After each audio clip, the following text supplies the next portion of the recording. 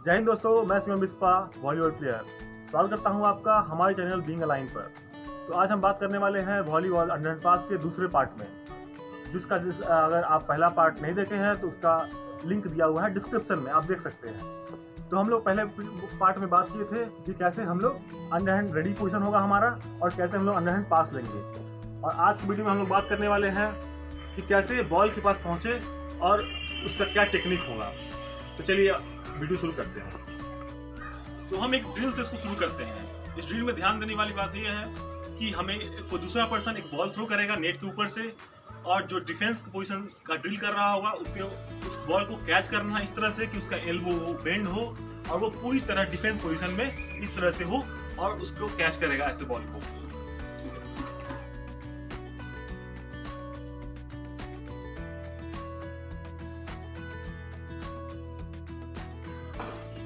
अब बात आती है कि बॉल को कैच कैसे करेंगे।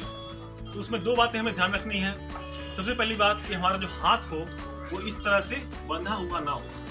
जब हम बॉल के पास जाएं तो हमारा हाथ जो हो खुला हुआ हो इस तरह से, और हम वॉलीबॉल अंडर हैंड पास के पोजीशन में जो हम लोग पहले वीडियो में बात किए थे इस तरह से डिफेंस पोजीशन में हो और हम उसकी तरफ मूव करें हाथ खोल के, ना कि हाथ बंद करके। अब क्यों ऐसा होगा? क्योंकि अगर हम हाथ बांध करके मूव करेंगे तो हमें मूव करने में दिक्कत होगी और इजिली हम फास्ट मूव नहीं कर पाएंगे।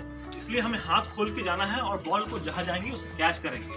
समझ में आ रहा है? तो इसको बॉल को वहां के पास जाके कैच करना है। और दूसरी बात कि हमें बॉल इस तरह से कैच करना है कि हमारा जो ये पाम में हम कैच करेंगे इस तरह से, और जो पोजीशन होगा वो हमारा जो रिस्ट के सामने ही हम इस तरह से झुक के कैच करेंगे, ना कि इस तरह से कैच करना है और ना ही इस तरह से कैच करना है। हमारा जो इस तरह से अंडर हैंड पोजीशन दिख रहा है आपको, इस तरह से बेंड है मीडियम पोजीशन में, और हाथ हमारा इस तरह से कैच हुआ, एल्बो जो है बेंड रहेगा इस तरह से मुड़ा हुआ, और इसको हम ऐसे कैच करेंगे। ऐसे कहीं बॉल जाए उसके पास हम जाएंगे और ऐसे कैच करेंगे। बॉल को दूसरा आदमी थ्रो करता रहेगा। हम देखते हैं एक वीडियो में एग्जांपल।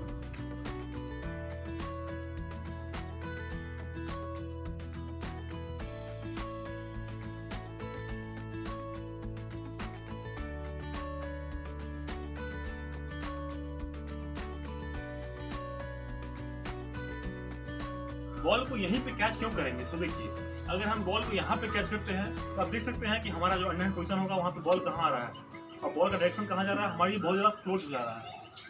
तो ये बॉल कहाँ जाएगा? ये या तो सही जगह पर नहीं जा पाएगा या फिर बॉल यहीं पे उठ जाएगा।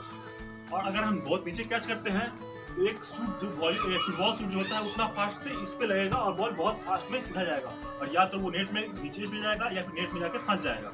तो वो हमारा अच्छा पास नहीं होगा। इससे ध्यान रहे कि हम जो पास करें या जो कैच करें उस ड्रिल में हम ध्यान रखें कि हमारा कैच हो इस तरह से हो। टेक्निकों का मतलब प्रॉपरली प्रैक्टिस करेंगे तो उसमें और पूरी जो बताया गया है उस तरह से उसको ध्यान रखते हुए, मतलब क्या कि आपका जो इस तरह से ये एल्बो जो हो इस तरह से और हल्का ये आपका जो बेंड पोजीशन में हो, हमारा जो ये रेडी पोजीशन है उस रेडी पोजीशन में हमारा ये जो है नी बेंड हो, और हम इस तरह से एल्बो बेंड के अगर हम कैच करते हैं तो आप अच्छे से कहीं भी पास कर सकते हैं अगर इस ड्रिल को आप प्रॉपरली फॉलो करते हैं तो आप आसानी से बॉल को एक्यूरेसी के साथ, कंट्रोल के साथ अपने हाथ पे ले सकते हैं और टारगेट के पास पहुंचा सकते हैं। तो आप इस ड्रिल को करें। बहुत ज़रूरी है कि हम टारगेट पे बॉल पहुंचाएं, क्योंकि हम जो अभी तक जितना भी बात किए हैं और जितना भी हम टेक्निक देखे हैं, जितना भी ड्रिल देखे हैं, तो सबका एक ही मोटो है कि बॉल जो हम पास ले तो वो जहां हम चाहे वहां जाए और वो टारगेट पे जाए।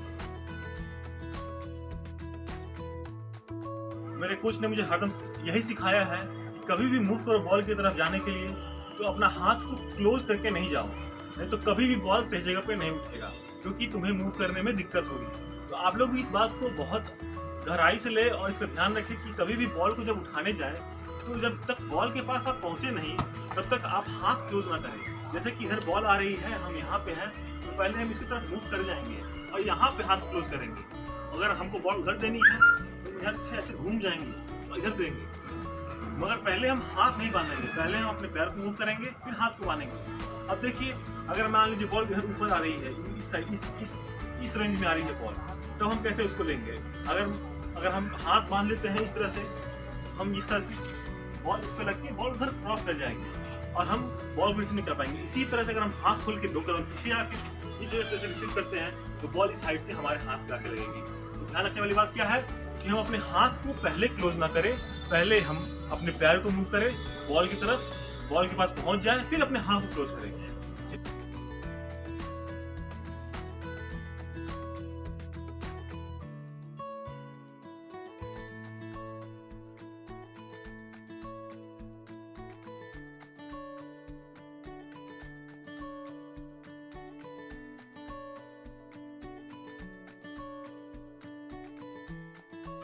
दोस्तों एक एग्जांपल देखते हैं, अगर हम हाथ क्लोज करके अगर तब मूव करते हैं तो क्या होगा।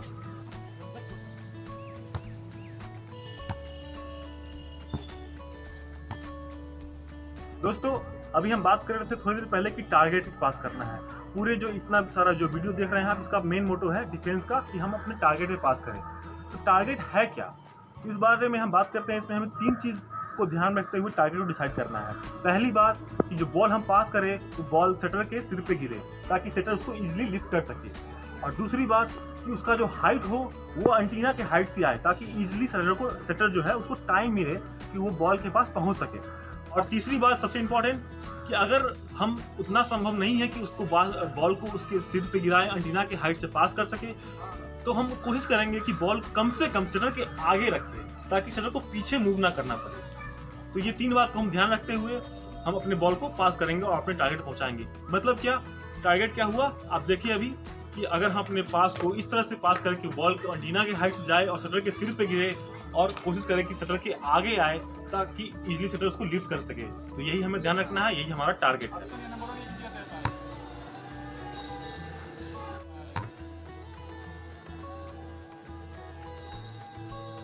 धन्यवाद साथियों इस वीडियो को पूरा देखने के लिए। आशा है आप इसे बहुत कुछ सीखे होंगे और इसको प्रैक्टिस करने के बाद और भी बहुत कुछ सीखेंगे। अगर आपको कोई वीडियो चाहिए जो वॉलीबॉल या फिटनेस रिलेटेड हो तो आप उसे कमेंट में हमसे सजेस्ट कर सकते हैं। तब तक के लिए stay happy, keep calm and play volleyball.